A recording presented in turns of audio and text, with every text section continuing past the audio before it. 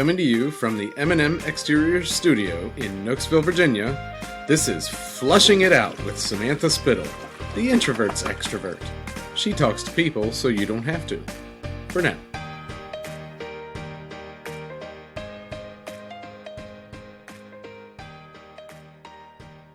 And now, because of my husband and I grew up in the same town growing up, and same, just same culture, same type of area. So, and now we're raising our kids a little differently. Yeah. And we've given our kids this voice.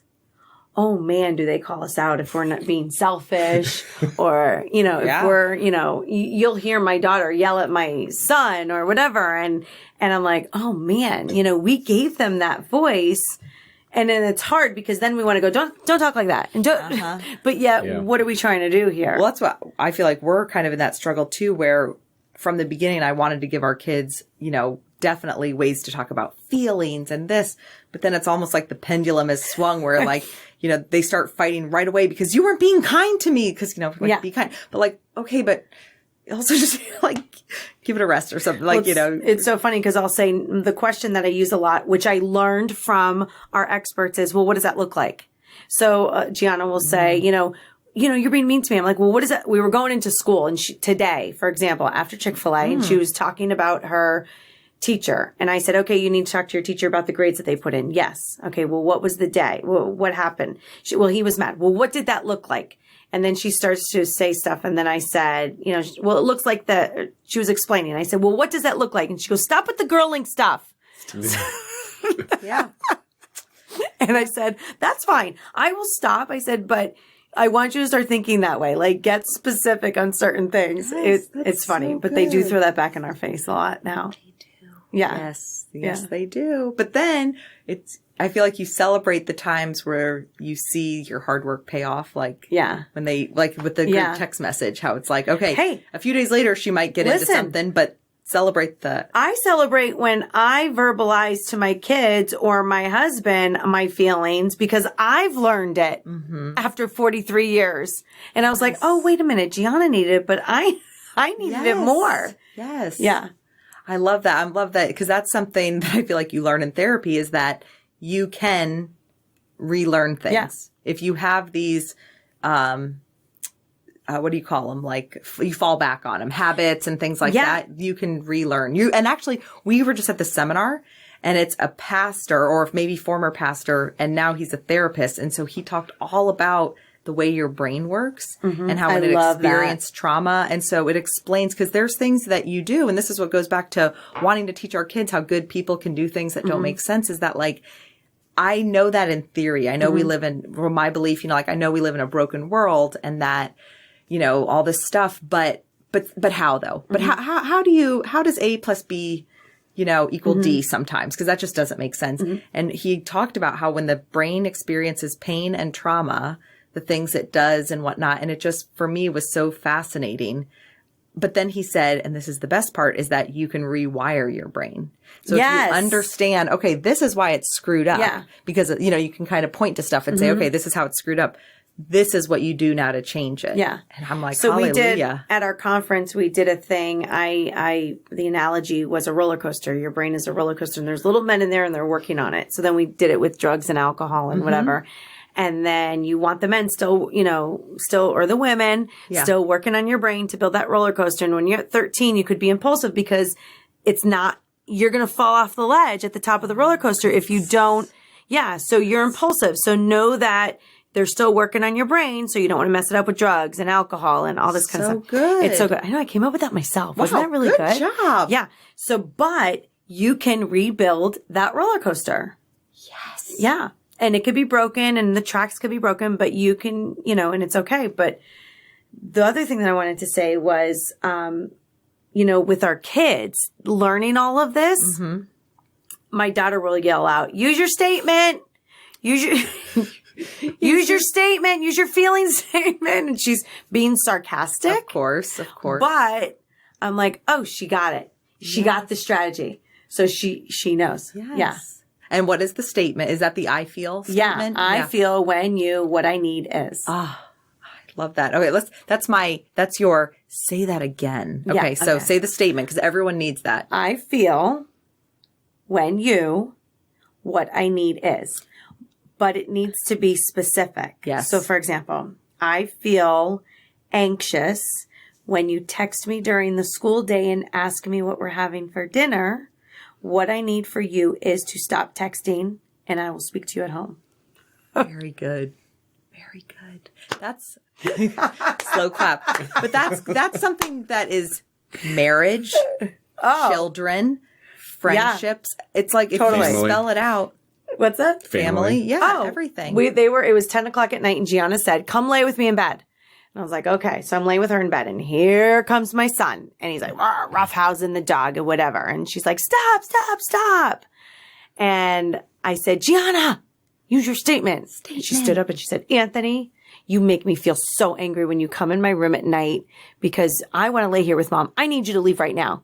See? Boom. And he looked at me and I'm trying not to laugh, right? Because there has to be humor in this. Of course. Right? Yes. And once again, this came from a therapist. This was one of our experts that came in and spoke and taught all of us this.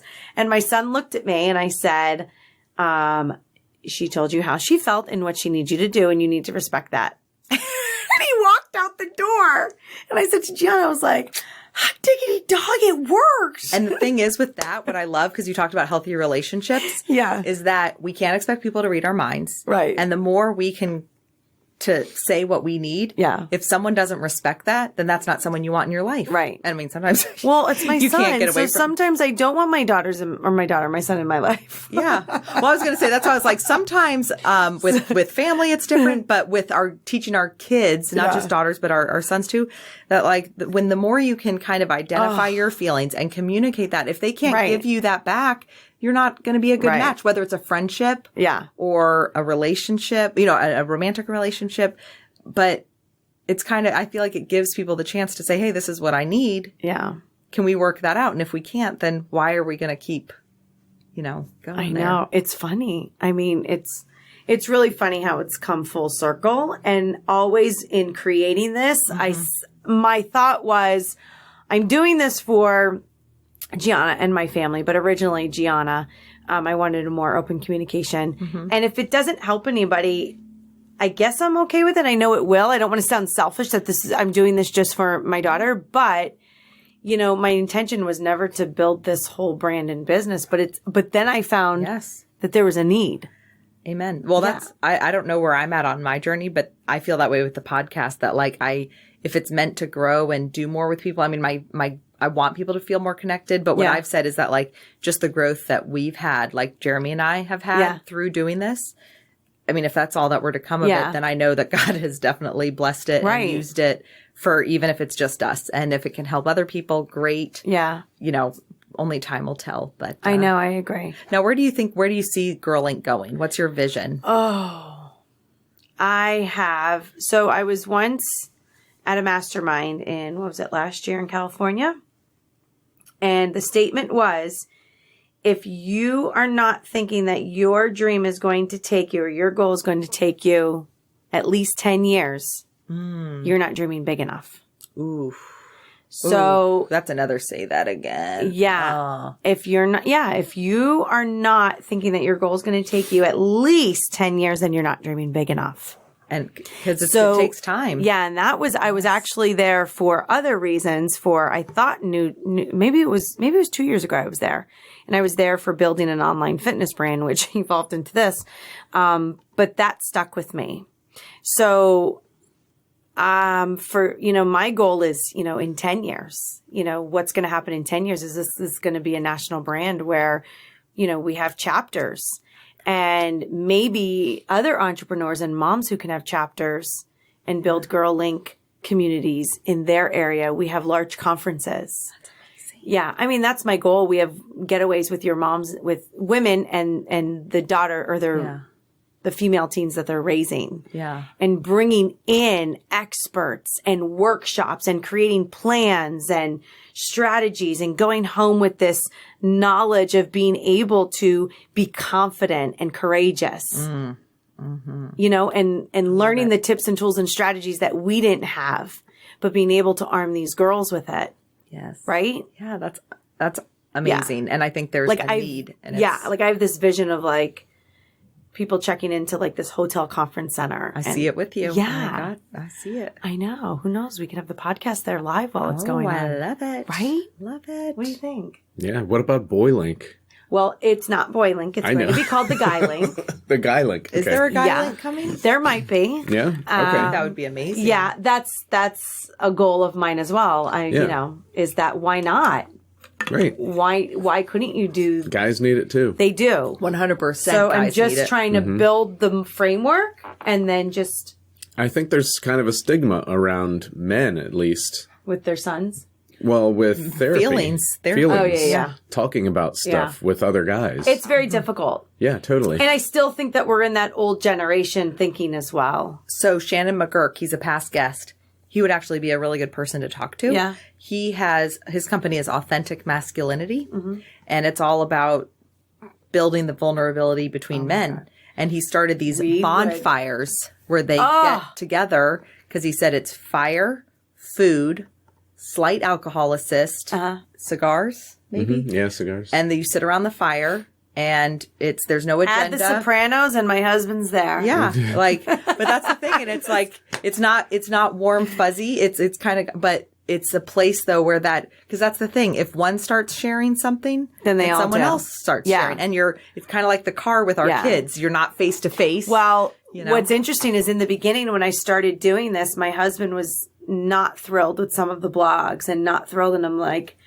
And then I was kind of holding back. Yeah. And then I just had a conversation with my family. I'm like, if I'm going to do this, I got to be transparent. Yeah. And a couple of weeks ago, I said to them, I go, I'm sorry, people, but if you're around me, you're content. So you are my That's content. I should use that. I'm like, then I'm people sorry. will weed themselves This out if is they what don't want to be around Well, me. it was the three of us plus the dog. So the 5 of us in the house. And I said, I'm sorry, but you're my content. And they just started laughing because they are starting to see, that there is something there. Something's brewing. We don't know what it is, but it's brewing. But I'm like, sorry, you're my content. I will be very careful. Yeah. But your content. So there's a lady I follow on Facebook. Fair enough. And this is a good thing. So it's Diary of a Mom, and she has a blog, and I follow her on Facebook, read her posts. And so they're very insightful and whatnot. And she talks a lot though about her daughters. But as they've gotten older, it's changed, and she's very transparent. She's just so good. And it's about like asking them permission before she posts certain things and kind of respecting them. Right. And so sometimes so it's a lot more about her now because her daughters are older. And she says she'll periodically, people ask, why aren't you talking more about your daughters? And she says, because we communicate kind of what they want out there and things like that. So I think that the thing is, though, that what you're doing is, the more you're putting out, I think they feel more comfortable with that. So, Yeah, and they are. And you find your balance. Gianna has gotten noticed at Wegmans a few times. That's so funny. It's hysterical. But you know what's funny about your husband, though? What's that? Because I can only say this from like us. He's very quiet. So Yeah. are you, so I would say to him, because I could say this to my husband, it's like, are you not wanting to talk about, like, what is not wanting to share this doing? Like, what is that hitting a nerve with you with, What do you mean?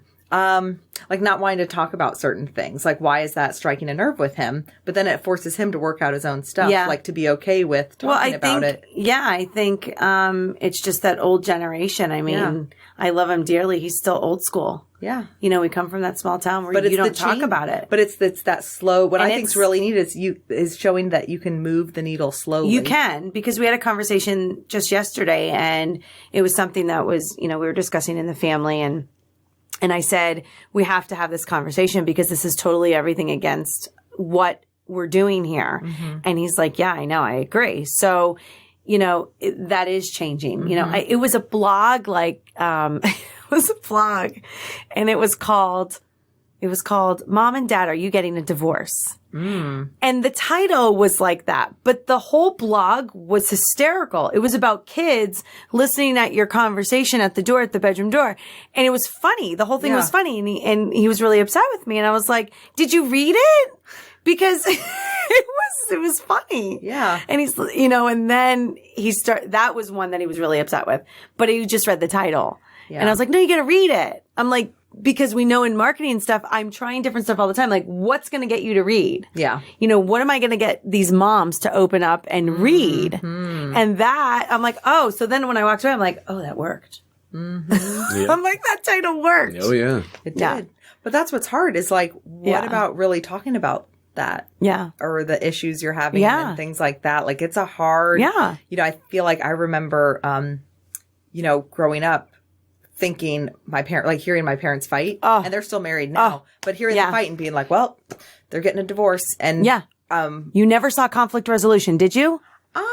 We didn't.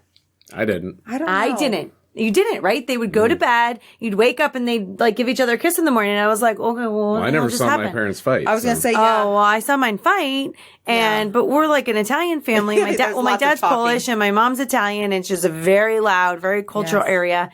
And I never saw that. So that was one of the things I wanted to change. I'm like, I never saw conflict resolution. Yeah. And I wanted them to see conflict resolution. Yeah. So another thing that we talk about a lot is sometimes, you know, like we'll talk about, my husband will say, oh, I spoke with Gianna about the way she talked to you or whatever. And I said, okay, next time, which I have to do better with myself as well. We do it in front of everybody. You know, I'm like, so that was the main thing for us is looking like a team. Yeah. But I think that evolved with therapy and Girl Inc. as well. Yeah, for sure. But you can't even get to conflict resolution seeing that without seeing conflict. Yeah. So. Yeah. Yeah. And you have to work on dealing with it so that you have the resolution, and the resolution isn't just that you forgot about it or swept it under the rug and moved on. Because so much of what I hear and what I try to avoid is for us is that like, it's not just, oh, I feel better because I got over it. You know, like, well, no, if I upset you in some way, we need to go through like what I did that upset you, right? Why you felt the way you felt. What do you expect of me? And what do you want me to do in the future? Yeah. Yeah. But not just, oh, it bothered me and now 2 days later it doesn't bother me. Well, we're just going to this is going to come back up again. And so. Yeah. We were on vacation a couple of years ago, and we vacation with the same families every year. And I'll never forget because I wasn't at this place yet.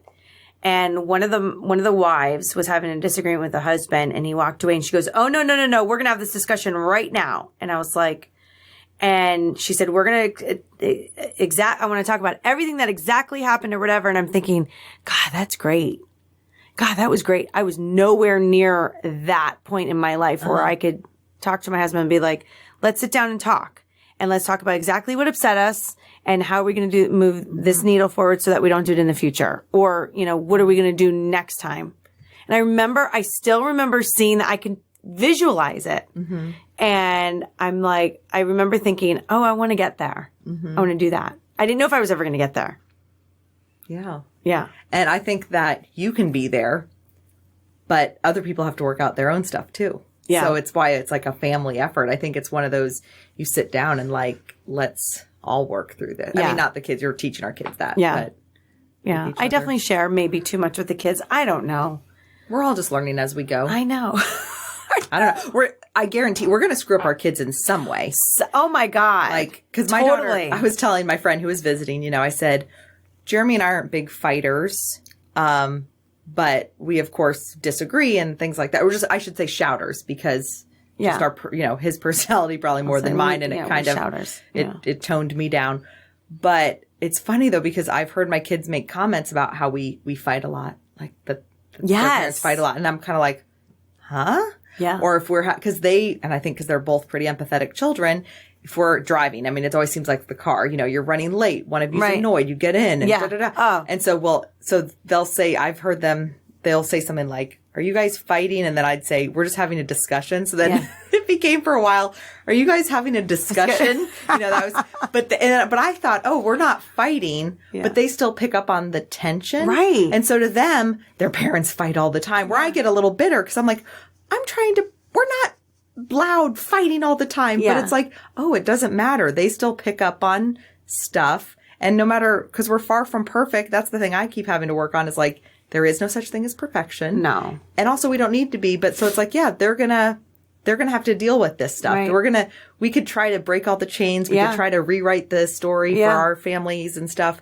But at the end of the day, they're still going to have their own stuff. And it's all, we're still going to influence stuff. And so it goes back to just trying your best. And I think it was in a Brene Brown book. She talked about people who are happier or happiest believe that everyone's trying their best. Yes. And that's something I feel like it was, wait, you and I talked about that. Yeah.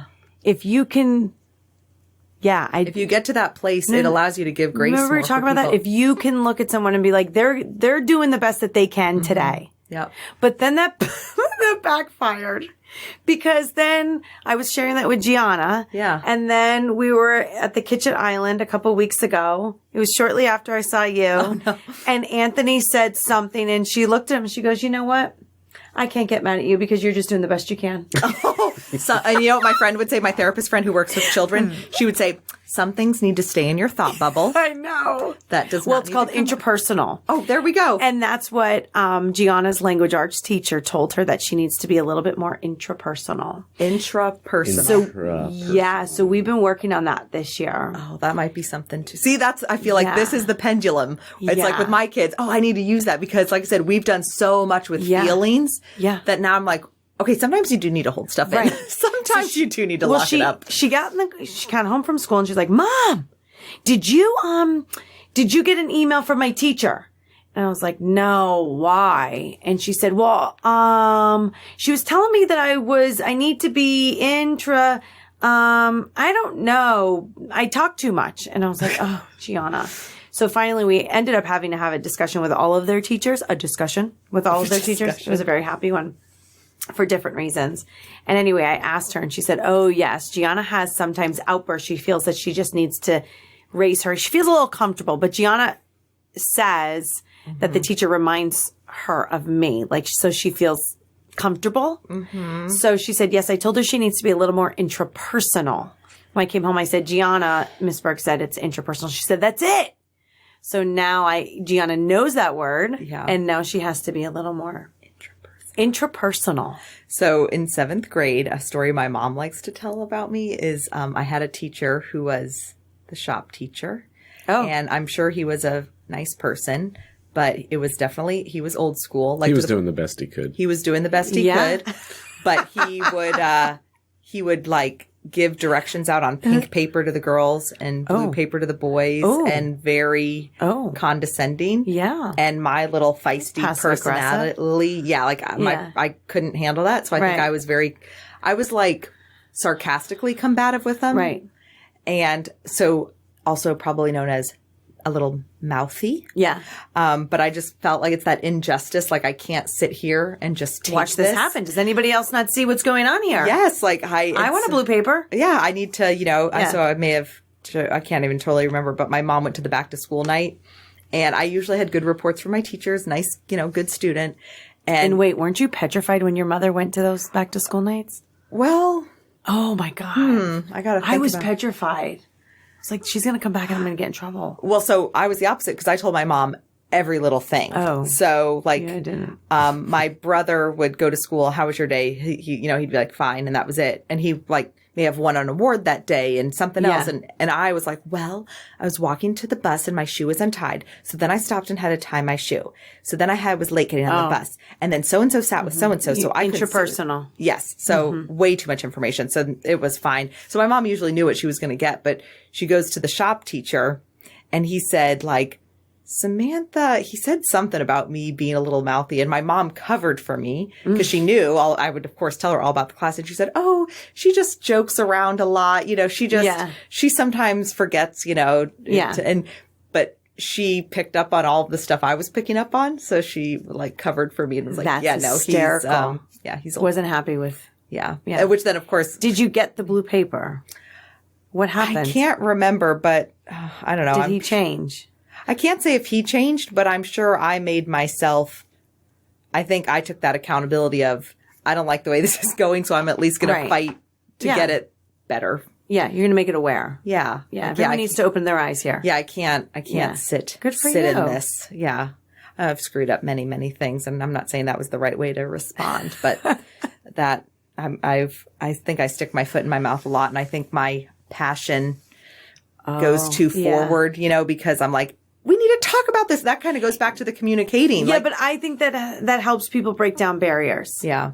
Like I work part-time at a local health club, and people will always say, my boss and my coworkers will always say, God, Nicole, if I said that to a member, I would not get away with it. Like we're able to say things that kind of, help them break down the wall and be like, listen, we got to be, real here, comfortable. Yeah. I think that's why my hope and prayer a lot of times is that people know my heart, because especially with my next statement, which is, I think if people know your heart, that's when you can kind of get away with stuff. If they know that it's coming from a good place. And that's what I was telling her, exactly that. That's what I need to say. Yeah. Yeah. That I'm being genuine. I'm not being mean. Yeah. And if someone, and I think that's the thing. Don't you feel that sometimes being quote unquote mouthy, which you're not mouthy, but people don't, they think that you're being mean or aggressive when you're outgoing. Well, I think I can probably speak to our marriage, Jeremy. So if you want to chime in, one thing we've been working on more is that I think he has felt a lot of the times that when I vocalize certain things, it feels like you're being defensive and attacking, and there's some other adjectives I could use. Yeah. But these are the lies I tell myself. Yes, because that's his own thing. So for me, like a lot of times he'll share with me how he's feeling about something. Yeah. Well, of course, he's sharing, so I want to respond. And that comes across to him as attacking, negative. So it's like, it's kind of a double-edged sword. I've had to learn, one, to hold off, hold back, kind of bite my tongue so that he doesn't feel attacked. But the more work he's doing on himself is he's realizing that I'm not attacking him. It's like if he tells me this is how I feel, it gives me the chance to respond. That's not what I meant. This is what I meant. Right. So is that accurate or? Yeah. Yeah. I go, when you blank, I feel blank. Yes. And I need you to blank. Yes, but we've been employing that strategy. I didn't even think until I heard those words come out of your mouth. Like, that is something, because I feel like that's something I've naturally done. We haven't gotten to the I need you, I expect you to, or I need you to. What I need is you to. Yada, yada. Yeah. I know. But that's what's Hey, it took me 43. I think it was last year when we brought that expert in to speak to us and taught us that framework. So good. And so I was 42. So good. But the thing is, like, so much of life, though. Okay, so Christina Ammerman, past guest, talked about our childhoods is what shape us. So I think between 4 and 7. But I think even my kids are doomed. Well, it's like 4 to 12 is one, but it's basically your whole childhood. Well, 4 to 14 was what he said. Marty. 14? Yeah, so 4 to 14 is so much is imprinted. My kids are done. I know, they're screwed. No, they're not. No, they're not. I'm just now getting it now, and Gianna is 13 and a half and 15. No. So I need to maybe have new children? No, gosh, no. No, it's not. That's a choice between you and your husband. No, well, it's not that we have to. It's not possible. That's a whole other podcast.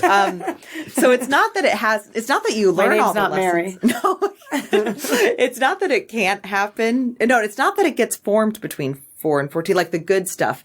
It's just that our habits, so much of it. And so it's what they are learning now.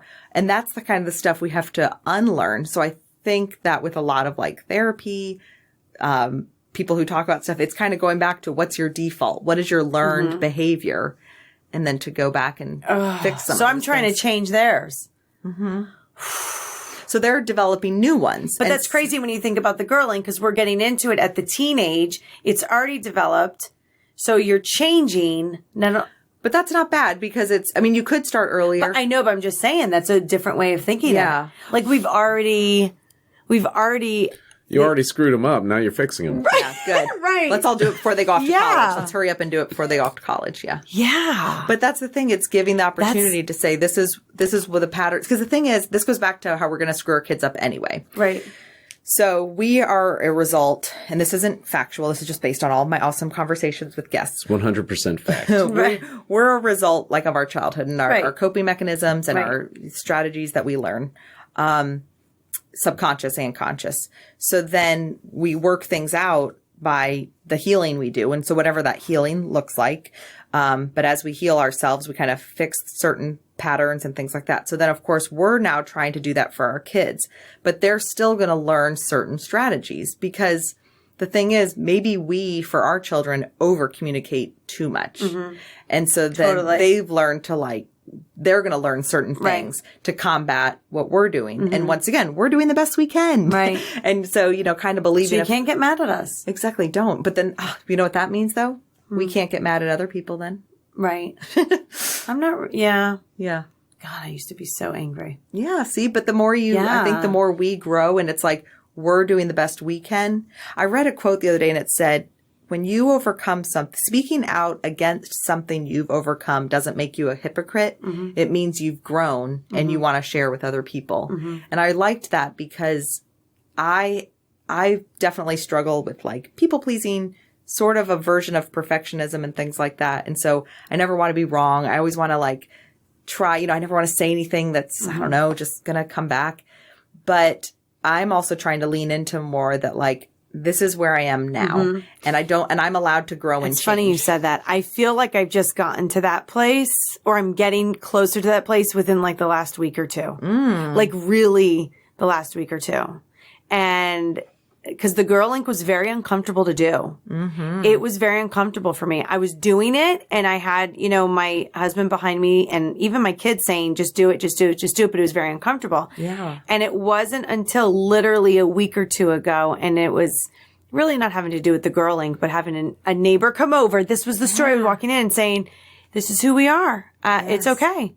And, dealing with, we had situations with the school and our kids and I used to worry about what other parents would think. And finally, my husband and I finally got into a place going, okay, this is who we are. I don't care anymore. I used to worry so much, but that just happened. Oh yeah. I still struggle probably with that. about a week or two ago. Yeah. Where I'm like, I don't, yeah, I don't want it to come across as rude, but I'm so grateful I got to that point because it relieves so much stress. And that I'm not always waiting for the other shoe to drop. It's like a next step in therapy. Oh, tell me more. I want to hear a little bit more about that. How it Well, just when I'm talking with my daughter even about this stuff or my son, you walk on eggshells on what you're sharing with them. And with my son, you're talking about drugs and alcohol and school and college and girls and sex and blah, blah, blah. And, with my daughter, you kind of tread on water. And now, even if it's certain friendships or things that you think is unhealthy, we just don't sugarcoat it as much anymore. And it's not like, I can't say that and leave the wonder there and wait for that other shoe to drop. Yeah, tell me more about the shoe to drop. Well, if you're okay, we had a situation with my son. He didn't do anything, but there was a situation and friends and things like that. And we were very careful at saying, yes, you could hang out with this person or no, you could hang out with this person. And we were literally waiting for the shoe to drop. We were waiting for a huge mistake and error to happen. You know what I mean? And in parenting and it's like, if we tell him, no, you can't hang out with this person, then they're going to rebel. And then finally my husband and I don't know what happened, just got to this point. And I think maybe he and I we're just on the same page. Finally. And maybe that just happened over the past couple of weeks where we're 100% all in. Yeah. Full in on, I don't know. Yeah. I don't know what the switch was. But finally, we just sat him down. We're like, no, the answer's no, and this is why. And we're not going to wait for that shoe to drop. And you're going to make a mistake, and we're going to be there to pick you up. But darn it, that other person is not going to come in and do that for us. And that was hard because we see other families and we see other parents and you cross their paths. And I used to be like, oh my God, they really don't, they don't like me or, I've said this or I've been very vocal about this. And now I'm like, you know what? I don't care. My job is to keep you alive. Yep. I don't care anymore. And I don't know what happened. I really don't know. I have a feeling I think it was between something in our marriage where I don't know. It's just, I never felt like I parented more with my husband than I did right now when my son's a sophomore, my daughter's in 7th grade. It was always like, I got this. Like you were taking control I got of it. Yeah. You don't need to get involved with anything. And now there's a switch made where, it's like, oh, no. We need to be a united force. Well, that's the thing. I said, I want us to be a team. And and I always said, oh, we're a team. We weren't a team. Yeah. And not because we were ignorant. It was just, you were doing that. I got this. Yeah. And then real stuff started happening. It's when the real stuff happens. Yeah. Because I feel very similar with that. Oh, this is what I want. So this is what I have. Right. But then when real shit happens, that's when the rubber meets the road. Well, and then I sat down with my one friend and I looked at her and we were hanging out in my she-den, my new office. And I remember looking at her and I go, I'm that mom. And I think I'm okay with it. Mm-hmm. I'm that mom that people probably aren't really going to care for. Mm-hmm. And people are going to be like, oh, she's Tammy Tattles. Mm-hmm. And I said, I never thought it would be that way, but I don't know. And that's hard to even say here, but I'm like, I think I'm okay with it. Mm-hmm. I think I'm okay with it. I think it goes back to the confidence with education. If you know why you're doing something, you can be confident. If it's like, I'm just strict because being strict is the way to be a good parent. Well, then you kind of are nervous maybe about stuff. But if you know I'm doing this because of X, Y, Z. Yeah. And I don't know, my kids could end up in jail. Yeah. I have no clue. Mm-hmm. And you just have to be, I don't know. I lose my train of thought. I swear it's because of the anemia that I had. Oh, yeah. I lose my train of thought so often now. But so what you were saying though about we don't know what could happen to our kids. And I think for me, I feel the same way. Like I want to talk about whether it's family, kids, marriage, all this stuff. Like, oh, I haven't figured out. Like, let me tell. I mean, I joke. I say it sarcastically, or I said it sarcastically. But I think there was a part of me that felt like, yeah, I've got this. And then life happens, and you realize, like, that goes back to the more you know, the more you realize you don't know.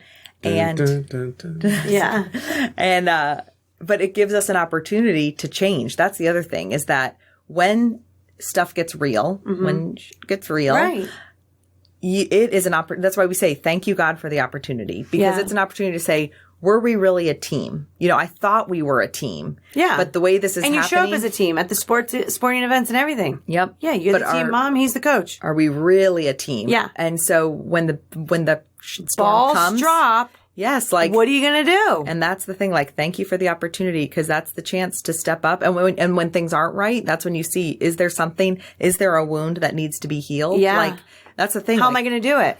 So my tip, and I want to have a legit therapist. I talked to a couple about coming on, because I said, I feel like my not new, but the purpose this is morphing into is that to simplify things is that if you have something you are planning to take to the grave, if you don't know what you need to work on, like, oh, I don't know, I'm fine. Because exactly, how do you know what to work on? I'm good. It's you. I'm good. Yeah. It's not me, it's you. But if there's something inside, a starting point is, it's like, if there's something you think you are going to take to the grave, that's probably something you need to talk about. Because that's a place of shame and whatnot. And the amount of repercussions it has and the way it manifests in your life is something that needs to be worked on. Right. And so, like I have a way to joke about it with like my story of, shitting my pants, but like, and I wouldn't want to take that to the grave, but there's so much more heavy, serious stuff that you can't just nonchalantly throw out.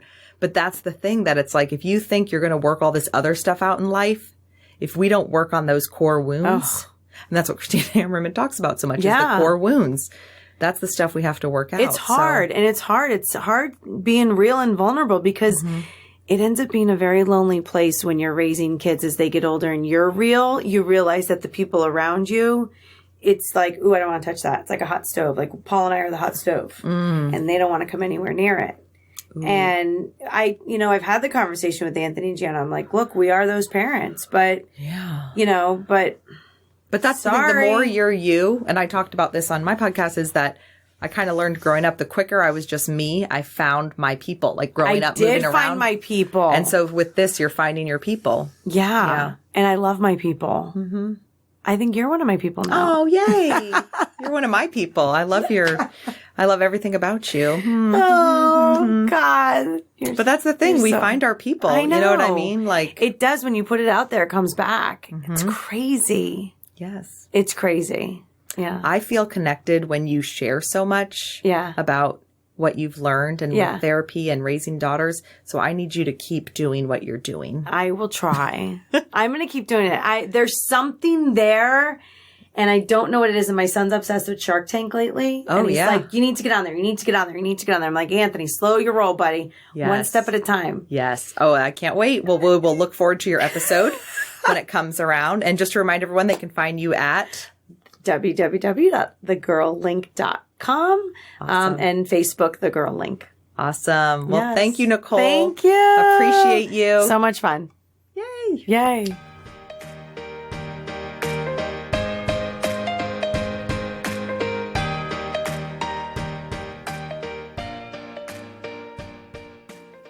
And that's a wrap for now. Thanks for listening to Flushing It Out with Samantha Spittle. Music provided by twinmusicom.org. Song titled Night at the Dance Hall. Sound editing by me, Jeremy Spittle. A special thanks to our studio sponsor, M&M Exteriors. Visit their website at mmexteriors.com for all of your roofing, siding, and gutter needs in the Northern Virginia area. Visit our website at flushingitout.com and be sure to subscribe. This has been a Spitfire production. That was the greatest thing I've ever heard.